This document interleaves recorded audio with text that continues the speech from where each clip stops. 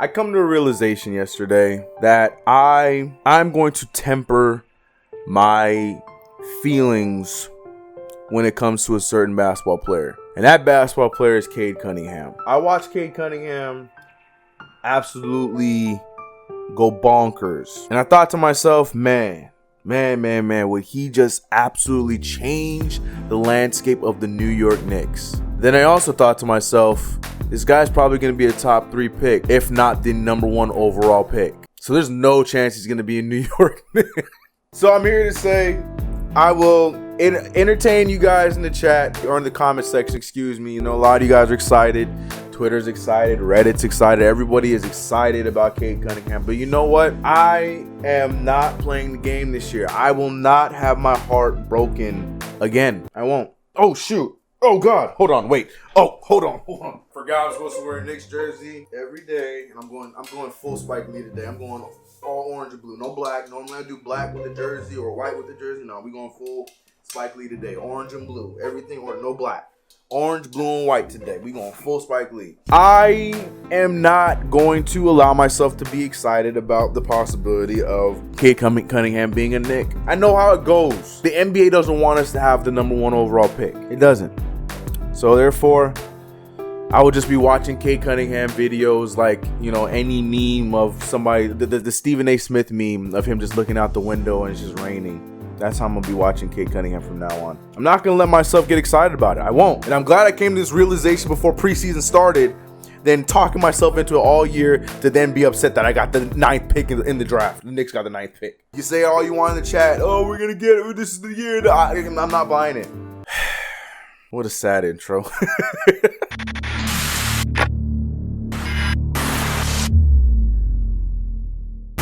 What's going on, CK Cruise? Your boy CK2K here, and welcome back to another video. If you haven't already, make sure you subscribe to the channel, hit the notification bell. Don't forget to like this video. And yes, I know I was being over dramatic in the beginning of this, but I'm being dead serious. Like, I'm not going to allow myself to be excited about the possibility of Cade Cunningham being a New York Knick, knowing damn well that the NBA just does not want us to have a 1 or 2 pick. I don't care.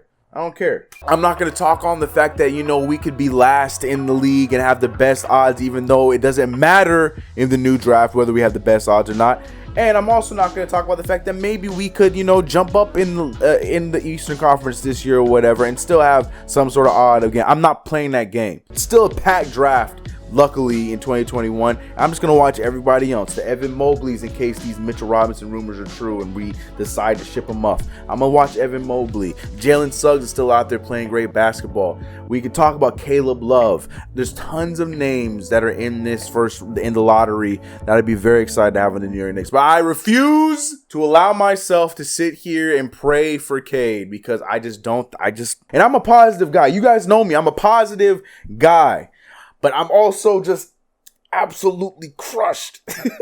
I'm being so dramatic. I don't know, man. Just watching him yesterday, like, I just got so excited to the point where I was just like, man, but will the Knicks actually have a chance? That's the real question. So that was the problem. I was like, I don't know. It's just like, when are we going to be lucky to get somebody like that? Because Cade Cunningham is just the complete package of a basketball player that literally, as you can see, is playing with the NCAA. In his first few games, Cade Cunningham had some great games, but at the same time, you can tell he's just filling out the game and making sure his team is doing what they need to do so they can get their victories. But then it's just, as of late in his last 2 games, he just flips this switch where he just looks like he just shows that he is just better than everybody else on the court.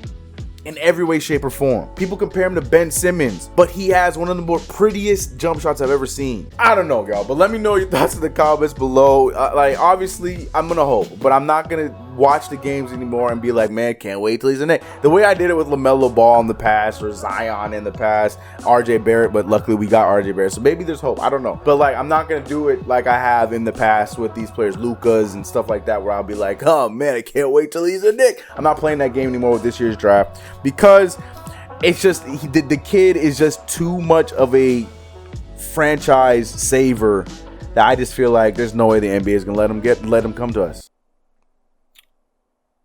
All right, well, now that all that's done, you think that reverse psychology is going to work, or should I probably cut this part out of the video? I shouldn't put this part in the video. No, but for real, all that aside, yo, Cade Cunningham is showing that he is definitely the number 1 overall pick. I am a huge Jalen Green stan, but Cade Cunningham is the number 1 overall pick, and that I'm just talking on definition because you guys know that, and I'm speaking to the choir right now, so you guys already know that. So just seeing his game yesterday is just like watching it from top to bottom. I watched that Oklahoma game 2 times because Oklahoma State. I know feels like it's Oklahoma State. I understand. I just was saying for sure. The Oklahoma State game 2 times because just the way that he is playing now compared to how he played in his first few games, you can just tell where he's like, all right, cool, I figured this out. We all got it. All right, now I'm just gonna go out here and dominate. It's really, really, really cool to watch. But I'm just hoping, like, man, it'd be great if he comes and plays for the Knicks. But also got to be very realistic with the situation just because of how our luck has been in the past. We've had so many opportunities where we should be up there, but we A, don't have a draft pick, or B, NBA just isn't on our side. So we'll see what happens. But hopefully my reverse psychology of the entire beginning of this video works. And hopefully a lot of you guys made it to this part to see that I was trying to play that game. But let's talk about some good news, and that's the fact that the NBA is right around the corner. Our first preseason game is 2 days away, and the camp seems to be different this year. It seems like the energy is different coming from camp this year because we are seeing a more structured training camp, and it's just a different energy. I feel like I said this last year. I really did say this last year, and I stand by what I said. Yes, last year's energy was different in a different way. It was different from the fact that we had more veterans on our team. We had guys that really were coming here to this team to further their career, but also in that same breath, also try and change the culture of the New York Knicks. I mean, obviously the culture has been the key word for the New York Knicks, and I feel like last year was the year where it was just being shoved in everybody's face the most when we had guys like Bobby Portis, Marcus Morris, Julius Randle first coming in, blah, blah, blah, blah. I can go down the list. So the energy was definitely different last year because the players were hungry. We saw it in the preseason. You know, we were looking really good in the preseason. We were looking like we were, you know, playoff bound in preseason, and then the regular season happened and we looked like the Knicks. The energy was different in a different way. This year, it seems like there's a structure with what's going on with the team. We're seeing, you know, the players are hungry. They're learning. Everyone, I think that's one of the key words that we're hearing this year compared to years in the past, you know, especially since we have another new coach. We're hearing the younger players, RJ Barrett, Miles Powell, Frank Ntilikina, Kevin Knox, Mitchell Robinson. They're all saying the same thing, that going into these first few days of training camp, the number one thing is they're learning the new system and learning how to play the game the right way. That is the common denominator coming from all these players, and that's a good thing coming from a younger team. Tom Thibodeau has made it very clear from the time he came in. I'm still not buying it, and I hope it's true, but Tom Thibodeau has made it very clear from the minute he came onto this team that he was going to use the youth and the athleticism to his advantage and play a faster paced game. Kevin Knox mentioned that a few times as well in his interview. But I think this year we really did a good job of bringing in, you know, some veteran guys to really help with the young guys. And we really got a lot of young talent on the team. So, I mean, we really be running in transition a lot in practice, using our athleticism, getting out on the fast break. So I think the way that Coach really wants us to play this year is really fast because we're so young. And we got a lot of athleticism, so he really wants us to fly up and down the court, which is kind of something different than last year. We heard Mitchell Robinson say that, the quote coming out that defense turned into better offense or offensive possessions or whatever he said. We've seen this all over the league in so many different ways and so many different teams that it is a very true statement. I still believe that for us to play a successful fast-paced game, we have to have a point guard. I don't know, maybe that is something that benefits a Dennis Smith Jr. I know it's definitely something that benefits for Frank Ntilikina because he's very good in transition at getting the ball to the right guy. And Elfrid Payton in the past, not last year with Julius Randle, but Elfrid Payton in the past, he does a good job in transition as well when it comes to feeding a player. His half-court game is a different conversation because he likes to dribble before he makes a decision. But in transition, Elfrid Payton does a good job. So it really depends on the point guard if we do decide to go that route. I've always said for years since KP was here that I feel like we are not a good enough team on defense to really try and play a half-court game, that we need to try and play as quickly as possible. But now that we do have shot blocking, rim protection, we are a little bit better when it comes to the defensive end, that we definitely now should be playing a faster game with the guys that we have. And also too, the perfect point guard in the fast-paced system is Lonzo Ball. So hey, New York Knicks, please keep your eyes on that. That's all I'm saying. But let me know your thoughts on everything today. I really just want to do a quick update on everything that was going on. We had, like you saw in the video, we had some words from Miles Powell, Kevin Knox, Mitchell Robinson yesterday, so I want to fit those in here. For those who made it this far in the video, also be on the lookout. Tomorrow I will be dropping the link for the new fantasy league. There will be 2 fantasy leagues. I'm dropping links out there. First come, first serve. Is a total of 30 teams, 15 per league. And yeah, we'll be doing our draft on Friday live here on the channel before any preseason games or anything comes about on Friday. We'll be doing our draft on Friday. But stay tuned. Tomorrow, the link will be out tomorrow. I'll be talking about tomorrow.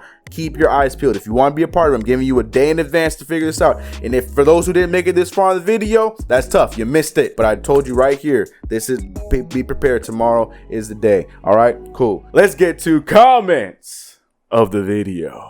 Ooh, Choo Choo 234 spitting. He said, we have Kentucky stray cats that would become Lions by the right development coach. That's when we put it. I don't know about the Lions part. I don't know. I mean, hopefully like guys like Kevin Knox and, you know, but yes, the stray cats, I like that. The Kentucky stray cats, it's facts, because we got a lot of Wildcats that were one-time Wildcats that have been going around the league, and we're now giving them another opportunity here with the Knicks. I like that. Kentucky stray cats. I like that. I like that. Dave 61. So showing off your running shoe collection is not a thing anymore? Are you trying to tell me that? I'm not trying to show off anything. What is there for me to show off? I have good shoes, but I ain't trying to show off anything. It's not like I'm sitting there with my Yeezys and my J's and stuff like that. Boy, Dave 61, if you don't go take a nap, don't bring that negativity over here. Go take a nap. Why y'all coming in with the fire today? All right, Wyatt Sullivan saying, hey, CK, how about midweek at the Mecca for your Wednesday Knicks game stream show? Ooh, I kind of like the midweek at the Mecca. But here's the problem, though. What if we're not home? We might not always be home on Wednesdays. Midweek at the Mecca. It's too many words. I don't know. I don't hate it though. Midweek at the Mecca. Man, preach. I like this one. I like this one. My man said those few dweebs within Knicks Twitter want CP to be wrong so bad. Another solid video, CK. Keep it up. Appreciate you. And yes, that's what I'm saying. The only reason why there's any hate going towards CP is because they just did not like what they were hearing about their precious Frank Ntilikina and their precious Mitchell Robinson. I am a fan of both, but I'm also not insane when it comes to the team. I understand, or was not even Frank? Yeah, Frank Ntilikina and Mitchell Robinson. So they refuse to believe. They're trying to find holes. All of a sudden, CP is not a valuable source because they're talking about his players. So yes, sensitive, super sensitive. I have to read this one out loud because I was with you, and then I ran away from you. This comment says, from All Suave, said, Knicks probably should have traded Mitch for a top 5 pick. I'm like, oh, okay. And drafted Tyler while his stock is high. I'm not big on Mitch Robinson at all. I would package him now before his stock drops. Now, I'm not completely against everything you said here. Now, I've made videos in the past talking about the possibility of looking to use Mitchell Robinson while his stock is high. I said that. I've said that in the past. I've said that. I got killed for it. People were like, no, Mitch is the future. I've also said that there's a potential that Mitch right now might have plateaued. This might be the best version of Mitchell Robinson for his career. I made this conversation before any of these rumors have come out. There's a whole video. Check it out. But then where you lost me is when you talked about and should have drafted Tyler. So you're saying we should have traded for a top 5 pick and then use it on Tyler Hero? You lost me on the Tyler Hero part, but I also agree with the rest that you have to say. Not being a big fan. I'm a fan of Mitchell Robinson, and I hope I'm wrong. Whenever I say these things, this is just how I feel and what I see from the game and what I see from these players. But I always hope I'm wrong. Even when I go in on guys like Dennis Smith Jr., like just because I have my opinion on Dennis Smith Jr. and I don't really believe that he is the player a lot of people are excited about and that think that he is, I hope I'm wrong. He's a Knick. I hope he goes out there and he ends up being a starting caliber 20-point-a-night point guard. That'd be great because he plays for my team. I will have no problem taking that L if it is the case. I just don't see it that way. And I feel the same way about Mitchell Robinson, where I just feel like this could be the top of what Mitch Robinson's game is. So why not trade him while his stock is high? That's just how I feel. Anyways, we read a lot of comments in this video. This video was supposed to be short, but I think it's probably just around the same amount of time as the rest of my videos. Let me know your thoughts on everything I mentioned in the comments below. Do you believe that we honestly have a chance to get Cade Cunningham? Do you think that the basketball gods will bless us this year? Or are you just riding with me that we should just be looking at everybody else and not get our hopes up again this year? Do you guys also think that there's a different energy in training camp this year? Are you guys feeling the vibe that I'm feeling? It just feels different. It just feels different. Let me know your thoughts about it in the comments below, and let me know your responses on the comments here. Remember, I'm saying it again, if you made it this far still, be on the lookout for the fantasy draft link tomorrow, okay? If you saw this video today and you heard that, then you know that the link is dropping tomorrow. It's like the PS5. If you late, you won't hear about it tomorrow, and people might already be in the league because they're gonna be looking in the description for the new links already. So for those who made it this far, you know, and you want to be in the fantasy league, first come, first serve. Check the description in tomorrow's video. The links will be there. All right. Okay, so your boy CK. I'm gonna catch you guys in the next video. If you haven't already, make sure you like this video, hit the subscribe button. Don't forget that notification bell. Join the CK crew if you haven't already. Shout out to the new members. Much love to all you guys. Let's get it. I'm out of here. And peace. Feeling like I won the lotto. Always taking trips with a new chick, asking where the time goes. And I wonder if this is all I'll know.